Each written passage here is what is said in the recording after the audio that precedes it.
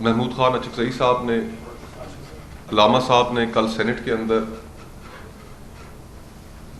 27ویں آئینی ترمیم کے حوالے سے جو موجودہ حکومت کا آئین سے کھلواڑ ہے اس کے حوالے سے اپنا موقف آپ کے سامنے رکھا۔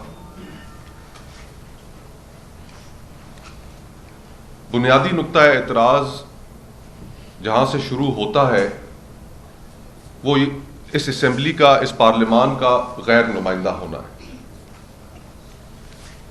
بنیادی نقطہ اعتراض یہ ہے کہ یہ پارلیمان will of the people, Pakistan کے لوگوں کی منشا کو ریپرزینٹ نہیں کرتی۔ 8 فروری کے الیکشنز کے بعد جس طریقے سے اس پارلیمان کا وجود ہوا، جس طریقے سے الیکشن پٹیشنز کو داخل دفتر کیا گیا، قوانین تبدیل کیے گئے تاکہ الیکشن پٹیشن سنی نہ جا سکیں، ایک مینڈیٹ مینوفیکچر کیا گیا، اور پھر اس کے بعد بھی جب تسلی نہیں ہوئی تو جس طریقے سے 26ویں آئینی ترمیم پاس کرائی گئی وہ بھی آپ کے سامنے ہے۔ اس پارلیمان، غیر نمائندہ پارلیمان کے 99% ارکان کو پتہ ہی نہیں تھا کہ 26ویں آئینی ترمیم میں کیا آ رہا ہے۔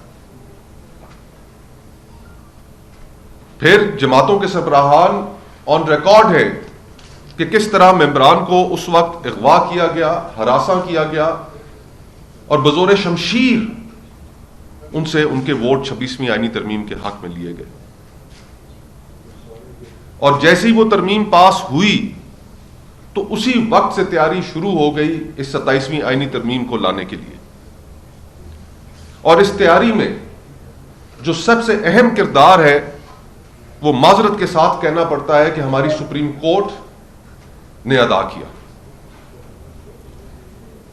ریزرو سیٹس کیس کا جو فیصلہ تھا اس میں وہ تمام ممبران، وہ حصہ تحریک انصاف کو محروم کر کے ان تمام حکومتی جماعتوں کے حوالے کر دیا گیا جنہوں نے مال غنیمت کی طرح اس کے اوپر جھپٹے، اور پھر ان کو وہ مطلوبہ نمبر مل گئے کہ جس کے نتیجے میں آج وہ 27ویں ترمیم کرنے جا رہے ہیں۔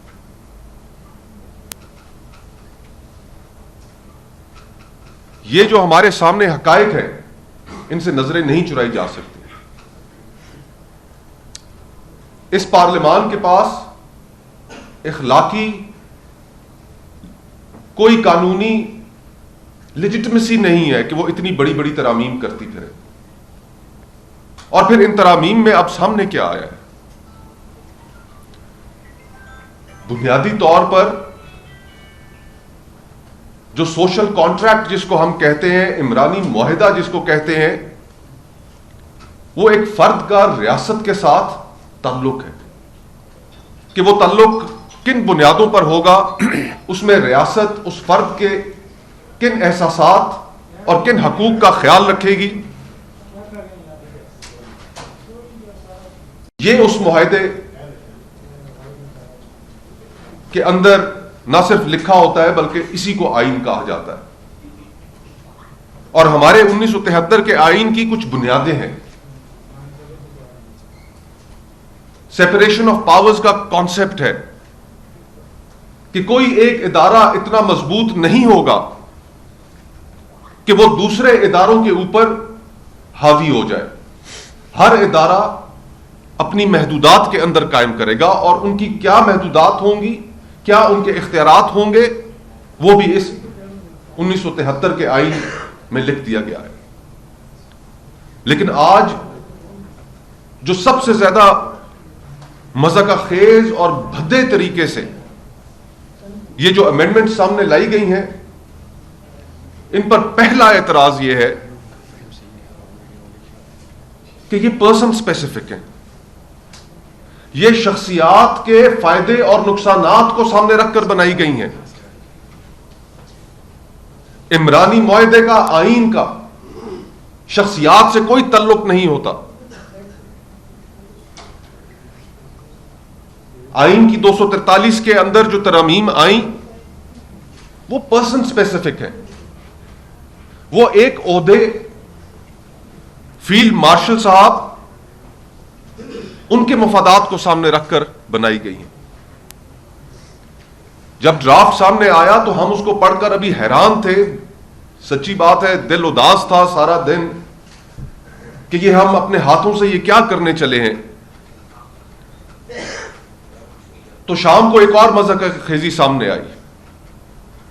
اس مذہقہ خیزی کو دیکھ کر اور بھی حیران ہوئے کہ یہ کیا تھیٹر آف دا ایبسرڈ جس کو کہتے ہیں کہ شام کو یہ بات سامنے آئی کہ صدر محترم اب ان کا عہدہ ان کو فوجداری مقدمات یا سول مقدمات سے تا حیات استثنا انہیں دیا جا رہا ہے. کیا یہ پرسن اسپیسیفک نہیں ہے؟ ہم تو پہلی پرسن اسپیسیفسٹی کو اس کے اوپر غمزدہ تھے کہ یہ آئین کے ساتھ کیا کیا جا رہا ہے، اور پھر یہ دوسرا معاملہ ہمارے سامنے آ گیا. اور پھر اس کے بعد آج صبح سے خبریں گردش کر رہی ہیں الحمدللہ کہ وزیر اعظم صاحب نے سوچا کہ میں کیوں پیچھے رہ جاؤں، اگر استثنا کی بندر بانٹ جاری ہے تو پھر میں بھی اس کو حاصل کر لوں. یہ کس قسم کا پرسن اسپیسیفک عہدوں کے متعلق آئین کے اندر امینڈمنٹس کی جا رہی ہیں؟ ان کا عوام سے تو کوئی تعلق نہیں ہے. وہ پاکستانی عوام جو آج اس حکومت کی معاشی نااہلیوں کی وجہ سے اس ملک کے اندر جو سیاسی بحران ہے اس کی وجہ سے ساری قیمت ادا کر رہی ہیں. ایک عام آدمی اپنے گھر کا کچن نہیں چلا پا رہا، اپنے بچوں کی اسکولوں کی فیسیں نہیں دے پا رہا، اپنے خرچے نہیں پورے کر پا رہا، اور دوسری طرف آدھا پاکستان سطح غربت کی لکیر سے نیچے جا چکا ہے. وہاں پر یہ سیاسی، ملٹری اور عدلیہ کی اشرافیہ یہ اپنے آپ کو پروٹیکٹ کرنے کے لیے، اپنے مفادات کو حاصل کرنے کے لیے، ان کو اپنی جگہ پر قائم رکھنے کے لیے آئین کے اندر ترامیم کر رہے ہیں. یہ فیڈرل کانسٹیٹیوشنل کورٹ کا جو تصور ہے یا جو وہ بنائی جا رہی ہے، کیسے یہ نہ سمجھیں کہ عدلیہ کی آزادی کے منافی تو یہ ہے ہی. یہ ملک میں ایک نیا جوڈیشل سٹرکچر 1973 کے آئین کا ایک پلر منہدم تو اس سے ہو ہی رہا ہے. ہم یہ کیوں نہ سمجھے کہ یہ جو ایگزسٹنگ جج صاحبان بیٹھے ہوئے ہیں سپریم کورٹ میں، یہ ان کو ریوارڈ کرنے کے لیے ہے جن کی ریٹائرمنٹس کچھ عرصے میں ڈیو ہیں. اور اس ضمن میں جس طرح اچکزئی صاحب نے کہا، ہمیں اس کو اپوز کرنا پڑے گا. یہ صرف جو اشخاص آپ کے سامنے اس وقت بیٹھے پریس کانفرنس کر رہے ہیں یا اپوزیشن کی جو دیگر پولیٹیکل پارٹیز ہیں، یہ صرف ان پر ہی لازم و ملزوم نہیں ہے. یہ اس ملک کے ہر طبقے پر لازم ہے، عوام پر لازم ہے، جرنلسٹ پر لازم ہے، تاجروں پر لازم ہے، کسانوں پر لازم ہے، ہر سیگمنٹ آف دا سوسائٹی پر لازم ہے کہ اس بنیادی کنسنسس ڈاکیومنٹ 1973 کا آئین جس کی تدفین کر دی جائے گی جس روز یہ 27ویں آئینی ترمیم پاس ہوگی، کہ اس کو ریزسٹ کرے، اس کے خلاف اپنے احساسات کا اظہار کرے. اس ضمن میں تحریک تحفظ آئین نے کچھ چیزوں کے اوپر اتفاق کیا ہے. علامہ صاحب بولیں پھر آپ یہ کر دیں گے. جی بالکل ٹھیک.